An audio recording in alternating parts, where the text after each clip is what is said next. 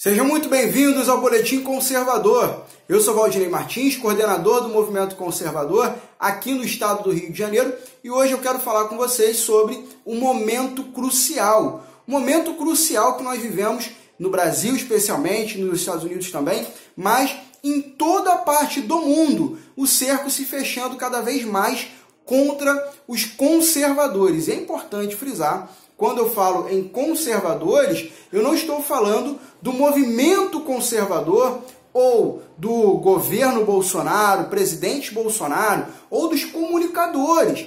Alan Frutuoso, o Eustáquio, o Paulo Enéas, o Kim Paim, o Alan dos Santos, os parlamentares que apoiam o presidente Bolsonaro. Não, meu amigo.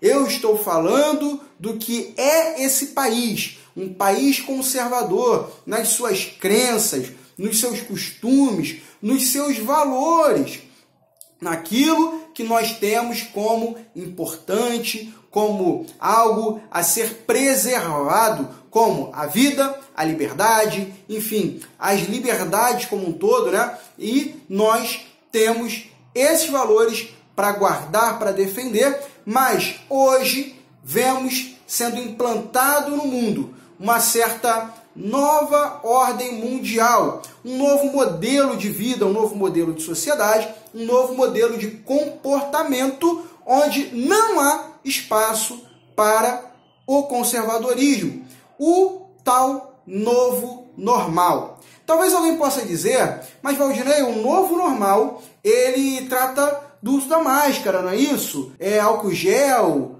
é vírus chinês, não tem nada a ver com costumes e comportamento.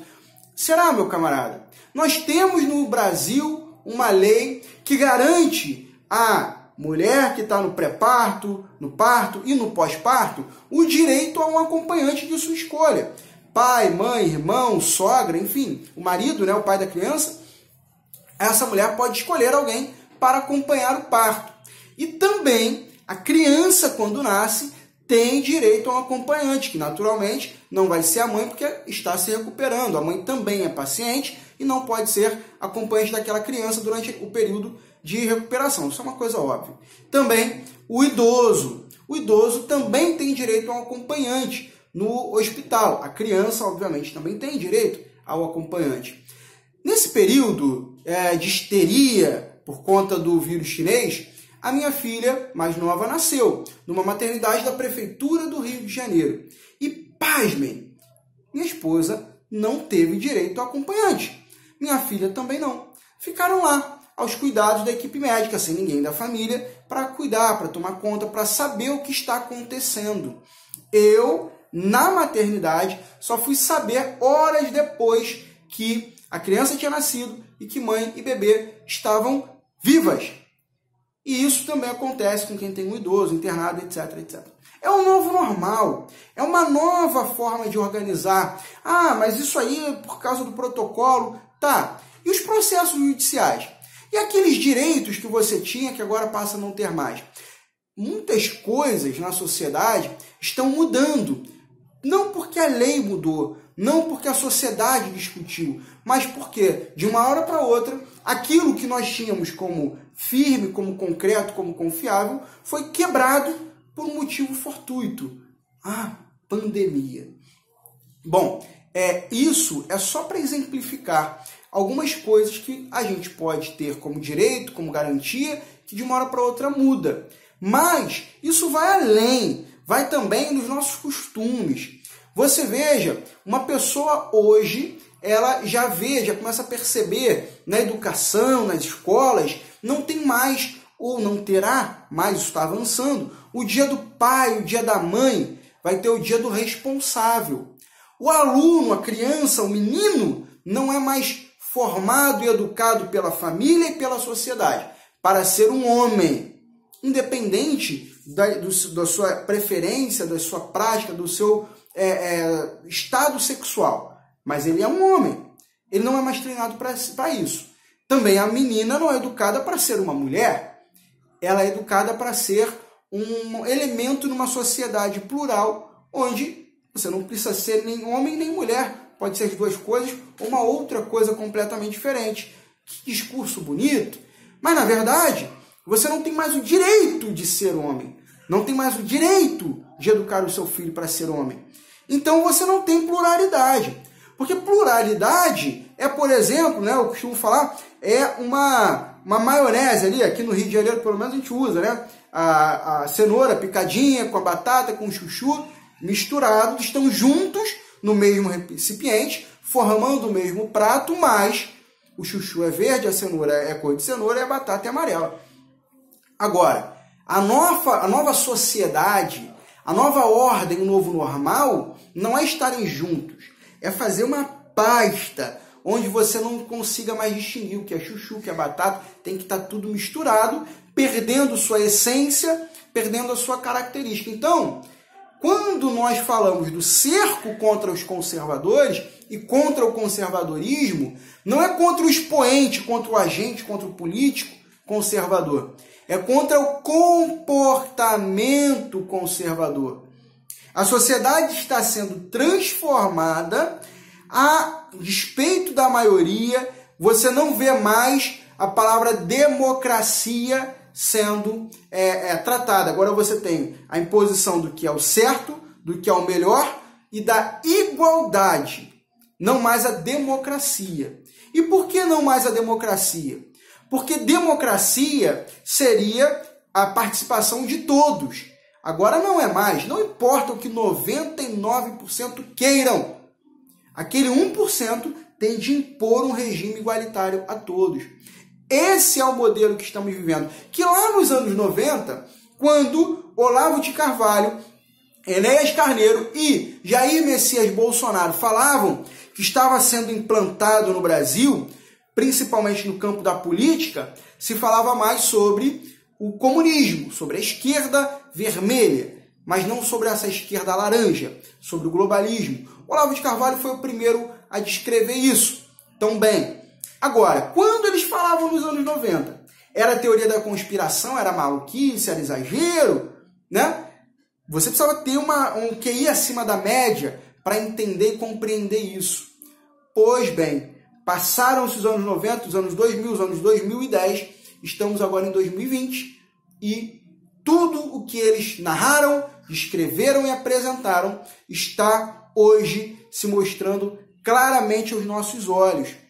Talvez você que está me assistindo não entenda o quanto isso te atinja. Eu não sou membro do movimento conservador, não tenho canal no YouTube, eu não me expus, eu guardo comigo os valores, mas não fico criando treta. Pois é, meu camarada, mas o que acontece aqui entre você e os seus inimigos, existe uma linha muito fininha. E essa linha se chama Jair Messias Bolsonaro, bolsonarismo, conservadores, movimento conservador, os expoentes, que estão sendo perseguidos não porque essa guerra seja deles, mas porque eles são o único obstáculo entre os seus inimigos e você. Quer ver como essa guerra não é contra os expoentes, mas contra você? Você veja, os cristãos, maior parte dos brasileiros são cristãos, eles têm um mandamento comum do Senhor Jesus, que é a Santa Ceia, a comunhão. E nesse sacramento, nos evangelhos, por exemplo, você tem lá a igreja evangélica, senta todo mundo ou fica de pé, mas passa-se uma bandeja com os elementos da comunhão, o cálice e o pão. E você pega e faz essa comunhão ali na igreja, enfim, fazendo memória do corpo de Cristo. Para os católicos, você faz uma fila, o padre recebe você lá na frente e entrega a hóstia.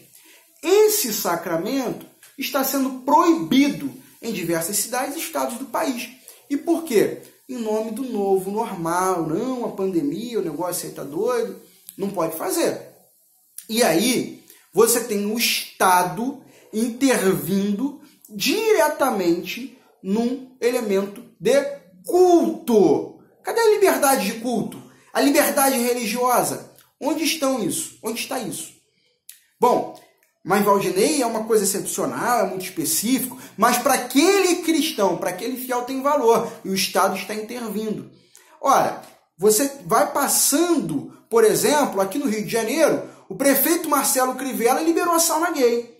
Hoje, mas qual o problema de ter a sauna e deles serem gays? É porque a sauna gay é um ambiente de pegação, né? E é um ambiente fechado, é uma sauna. Por que você pode estar na sauna gay, mas não pode caminhar, não pode sentar com a sua família na praia? Nem sozinho. Por que não pode tomar sol na praia? Tem que estar caminhando e de máscara. Por quê? Por que você não pode se reunir com a sua família na praia? Qual é o problema? Por que pode a sauna gay e não pode o culto? Na igreja tem que ter 2 metros de distanciamento. Isso fere o princípio do próprio culto, que é a comunhão. E o ósculo santo? O beijo no rosto, aperto de mão? Por que vai proibir isso? Qual é o poder do Estado sobre isso? Olha, na China, por exemplo, se você não abrir mão de ser cristão, você perde os tais benefícios sociais, que seriam ali Bolsa Família. Daqui a pouco você não vai ter direito à escola pública, hospital público, porque é cristão. Daqui a pouco você vai ser perseguido. Lá já é, né? Aqui no Brasil, por ser cristão. Então você tem uma série de avanços que vão transformando. Não estou falando da atividade política, da atividade de comunicação, né? De estar mobilizado em um movimento. Talvez isso não te atinja. Mas essa é a última barreira até chegar no seu costume mais comum e mais corriqueiro. Chegando ao ponto de um cidadão no Rio de Janeiro não poder mais, como eu falei, ter o acompanhante, né, a gestante, o bebê, não ter mais o direito a um familiar acompanhando dentro do hospital, o idoso não ter, você não sabe como está sendo tratada a sua mãe, se a tua mãe está com fezes na roupa, está vomitada, está urinada, você não sabe, não tem como você acompanhar. Sua mãe idosa se sentindo abandonada, largada, se você tem um filho especial, né, que precisa de um acompanhante, está lá sendo cuidado pelos profissionais da saúde, que estão com salário atrasado, tá? Bom, esse é o novo normal que quer ser imposto e que já não fala mais dos ativistas. Fala de você, fala da sua família, fala da sua liberdade.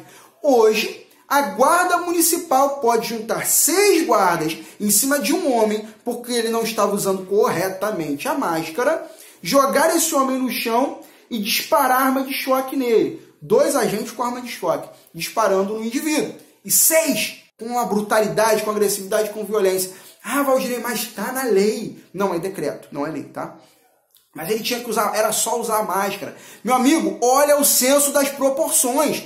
Se fosse um assaltante, se fosse alguém molestando a tua filha, meu camarada, e 6 pessoas se reunissem e juntassem o cara e jogassem no chão e aparecesse alguém com uma arma de choque e desse para prender o cara e ele resistisse à prisão, porque sim, o cidadão pode prender. Se fosse isso, estaria na imprensa. Covardia, linchamento, atrocidade, fascistas, né? Agora, a guarda municipal pode fazer isso com um homem por causa da máscara. Ah, mas ele cometeu desacato. Não justifica. Existe o uso proporcional da força e progressivo da força. E não aquela atrocidade. Ladrão não é tratado da mesma forma que líder religioso ou que alguém que não usou máscara. Esse é o estado de coisas que está se implantando no Ocidente, especialmente no Brasil. E nós precisamos urgentemente reagir a isso. E como que nós podemos fazer?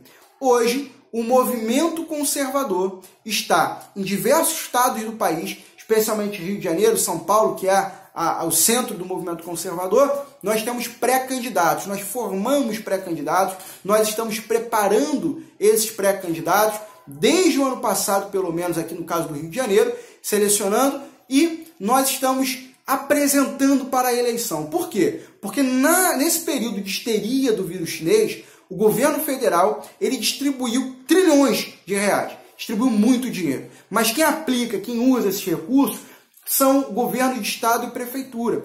E é justamente ali onde nós estamos perdendo a batalha. Decretos são feitos, prefeitos fazem o que querem e nenhum vereador, no caso do Rio de Janeiro, se coloca contrário às decisões do prefeito. O prefeito está sendo investigado, está sendo chamado a dar explicações ao TCM, Tribunal de Contas do município, e a Câmara Municipal presenteou o prefeito com 90 dias de prazo a mais para ele se justificar.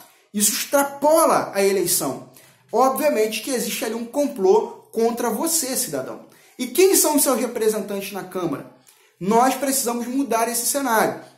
Aqui no Rio, como o movimento chegou aqui no ano passado, eu tive de pensar e fazer uma escolha rápida. Ou eu pegava pessoas que tinham mais chance de se eleger, mesmo que não fossem tão confiáveis ou que não tivessem pautas tão alinhadas com o movimento, ou eu pegaria pessoas que pudessem ser moldadas pelo movimento para serem nossos pré-candidatos. Foi essa a escolha, obviamente. Agora, nós temos uma dificuldade, que é a divulgação dessas pré-candidaturas e o financiamento dessas campanhas quando elas começarem. E nesse momento, você é extremamente importante. Em qualquer estado do país, em qualquer cidade que você se encontre, procure saber se aí existe um núcleo do movimento conservador. Procure saber se aí existe um pré-candidato do movimento conservador. Procure ajudá-lo, conhecê-lo, divulgando, compartilhando seu material, apresentando suas propostas, sugerindo. Dialogue com esses pré-candidatos, ajude a construir esse trabalho para que a gente possa ter nas prefeituras uma forma de influenciar na cultura, na aplicação, na fiscalização desses recursos e também para começar a barrar essa implantação desse novo normal. Aproveito o espaço para divulgar aqui o canal Valdinei Martins, que o Alan Frutuoso tem me ajudado tanto a apresentar para você. Nesse canal, diversos membros do movimento conservador me ajudam a criar conteúdo para que você possa compreender melhor tudo o que está se passando na política e possa se preparar para responder a isso de forma propositiva. Então nós temos ali, por exemplo, o professor Carlos Eduardo agora, o historiador, está com o quadro Desvendando o Fascismo. Muitos acusam a direita de fascista, né? O Carlos está explicando, descrevendo o que é, como a gente identifica e como a gente combate isso. Também nós já falamos sobre formação de base e falamos sobre geopolítica básica. Conservadores, Estado Islâmico, os comunistas, os globalistas, descrevendo todo esse cenário. No canal Valdinei Martins e muito mais conteúdo, convido você a inscrever-se nesse canal e a participar. Não esqueça, se você não é inscrito aqui no Vista Pátria, inscreva-se, ative o sininho, acompanhe, porque é uma das principais ferramentas para você conhecer sobre política no Brasil. E também seja membro, ajude esse canal a crescer. Nós estamos num momento crucial pela nossa liberdade, pela defesa das nossas próprias vidas. E você precisa estar engajado, não só acompanhar, não só saber, mas você precisa ajudar, seja financiando, compartilhando, opinando, estando presente conosco. Portanto, inscreva-se nesse canal e filie-se no Movimento Conservador. www.movimentoconservador.com. Um forte abraço e até o próximo vídeo.